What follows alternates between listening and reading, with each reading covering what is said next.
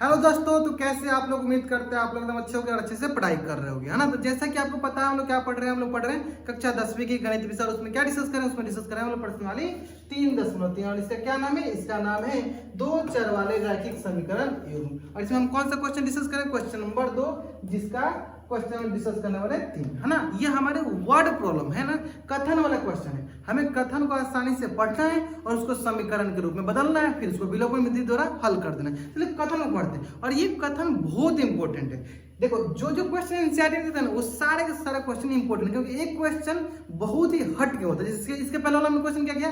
आयु वाला बेस, और ये देखो ये अंक वाला। ध्यान से पढ़ोगे, इस क्वेश्चन को बना लोगे, ठीक है। इस क्वेश्चन को पढ़ने से पहले हम एक थोड़ा सा कंसेप्ट बता देते हैं, ताकि आपको पता होना चाहिए। क्या?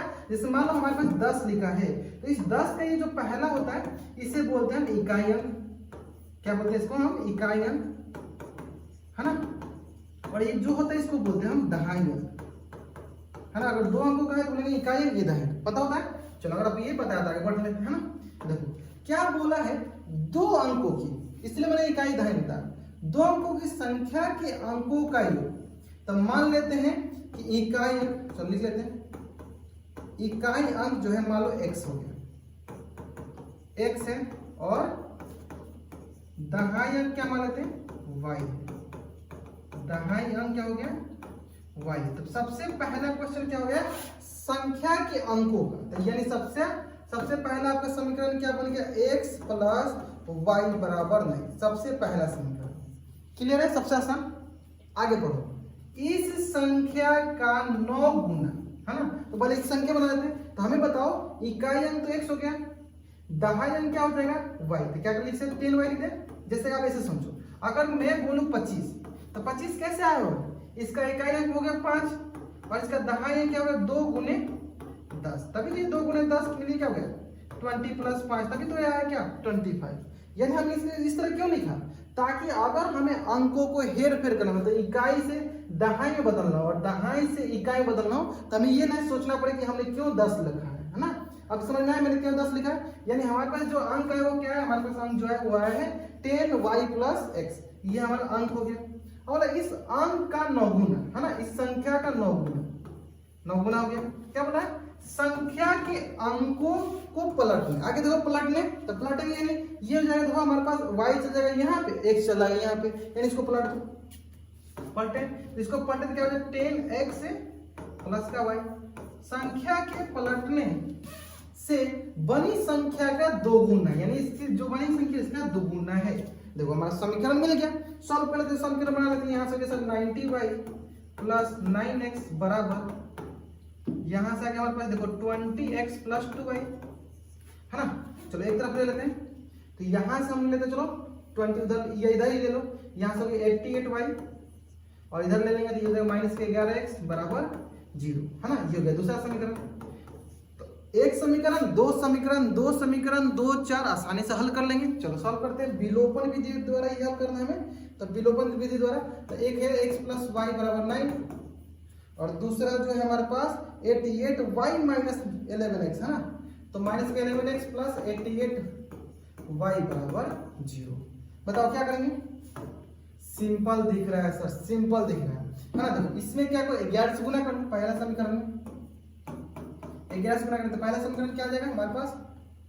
पहला समीकरण आ जाएगा हमारे पास, देखो पहला समीकरण आ जाएगा, देखो ध्यान से। 11 से करेंगे तो 11x प्लस का 11y बराबर 99, और इधर है सर माइनस का 11x प्लस का 88y बराबर 0।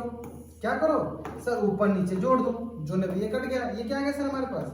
8 1 9, 8 1 9, 99y बराबर 99। यहाँ से हो गया y बराबर 99 बटा 99, जो कि किसके बराबर है सर? 1 के बराबर। किसके बराबर है सर? 1 की। जब हमें y का मान मिल गया तो क्या हम x का मान निकालेंगे आसानी से? क्या लिखते हैं सर? हम बोलते हैं कि y का मान समीकरण 1 में रखने पर, है ना, y का मान समीकरण 1 में रखने पर, समीकरण 1 में रखने पर। चलो समीकरण 1 क्या है सर? देखो x प्लस y बराबर 9, यहाँ से हो गया x प्लस y का मान क्या है? 1 बराबर 9, यानी यहाँ से हो गया x बराबर 9 माइनस 1 यानी 8 हो गया, ठीक है। लेकिन सर हमें पूछा क्या है? संख्या पूछा, और हमारा संख्या क्या था? 10y plus x। हमारा संख्या क्या था सर? संख्या हमारा है हमारा संख्या है सर देखो 10y प्लस का x, यानी 10 इंटू y के माने 1 प्लस 8, क्या होगा sir 10 plus 8 is equal to 18, यानी हमारा संख्या क्या है 18। मेरा संख्या क्या है वो है 18। क्लियर है, यानी दो अंकों की कौन सी संख्या होगी 18, है ना। आप जब इसको पलटोगे तो सब समीकरण सेटिस्फाई होगा। बस यहाँ पे ये है आपको कि आपको क्वेश्चन को पढ़ना और किस प्रकार से कितना सावधानी पूर्वक आप उसका समीकरण बना लेते हो। जितना सावधानी पूर्वक समीकरण बनाओगे उतना आसानी से आप आंसर सॉल्व कर लोगे, है ना। चलिए बढ़ते हैं नेक्स्ट क्वेश्चन पे। नेक्स्ट क्वेश्चन भी इससे भी अच्छा क्वेश्चन है ना। जितने भी क्वेश्चन है इसमें एनसीईआरटी के सारे क्वेश्चन कुछ ना कुछ सिखा कर देगा आपको, है ना। पढ़ते हैं क्या बोला है। मीना 2000 निकालने के लिए एक बैंक गई, 2000 रुपये निकालना हुआ गई बैंक, है ना। तो उसने खजांची से, मतलब जो हमारे बैंक में जो बैंक मैनेजर नहीं होते, जो कैशियर जो होते हैं उनको बोलते हैं खजांची, है ना। 50 रुपये तथा 100 रुपये, 50 रुपये तथा 100 रुपये के नोट देने के लिए कहा, है ना। ध्यान समझिएगा, पहला क्या, मीना 2000 रुपये निकालने गए और उनको बोला कि नहीं हमको 1 रुपये 2 रुपये सिक्का नहीं चाहिए, मतलब बहुत अमीर आदमी बोले कि नहीं हमको लुटाना है शादी ब्याह में, तो बोला है हमको 50 रुपये का और 100 रुपये का ही नोट चाहिए, है ना। तो सबसे पहला ये प्रश्न आपको यहाँ पे हिंट क्या मिल गया कि आप क्या मान लो, माना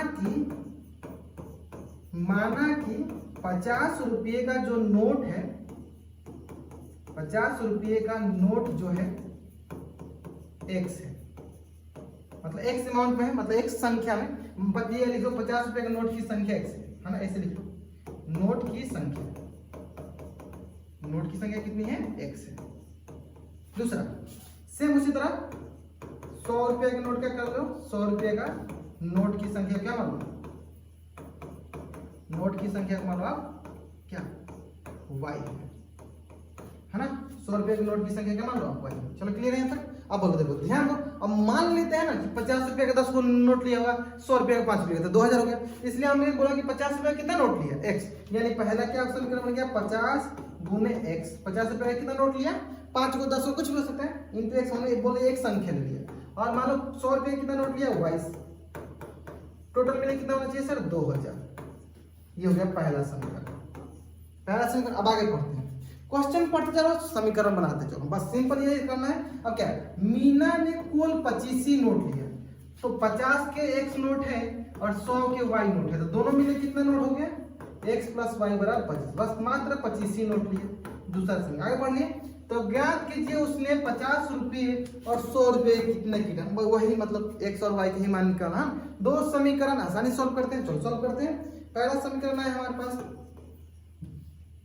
50 into x plus 100 into y is equal to 2000, पहला समीकरण। दूसरा x प्लस वाई बराबर 25, दूसरा समीकरण। आसानी से सॉल्व करते हैं। क्या करते हैं सर, विलोपन विधि ही लगा लेते हैं। क्या करते हैं सर, विलोपन विधि ही लगा लेते हैं। क्या करते हैं, विलोपन विधि ही लगा लेते हैं। चलो क्या करते हैं इसमें, चलो हम एक से इसमें क्या करते हैं सर 50 से गुना करते हैं, तो ये क्या देगा सर 50x प्लस 50y, बढ़िया सर 50 25 25 125 1225 को मानो समीकरण नंबर 3। क्या करते हैं सर, एक में से समीकरण 3 को घटा देते हैं, एक में से समीकरण 3 को घटा देते हैं। चलो ये हो जाएगा, तो हमारे पास प्लस का है तो ये होगा माइनस, प्लस है तो माइनस, प्लस है तो माइनस, ये इससे कट गया। 100y में से 50y गया तो बोलेगा सर प्लस के 50y बच गया। 2000 में से 1250 जाएगा, क्या बचेगा सर 750 बच गया। तो यहाँ से y बराबर हो जाएगा 750 बट्टा 50, तो ये हो गया सर 15 25 75, यानी y का मान क्या आ गया 15। तो देखो यहाँ जोड़ लो, x मान क्या आ जाएगा, चलो इसको निकालो, x मान सबसे आसान है, x प्लस y बराबर 25 था, तो x का मान क्या होगा 15, तो x का मान आ जाएगा हमारे पास 25 माइनस 15, यानी x मान क्या आ गया 10। यानी हमें बताओ, हमने x कितने रुपए के नोट को माना था, चेक कर लो। हमने x जो है माना है कितने रुपए के नोट का, 50 रुपए के नोट का, यानी 50 रुपए के कितने नोट है, 50 रुपए के कितने नोट है, यानी x का मान कितना है 10, 50 रुपए के 10 नोट।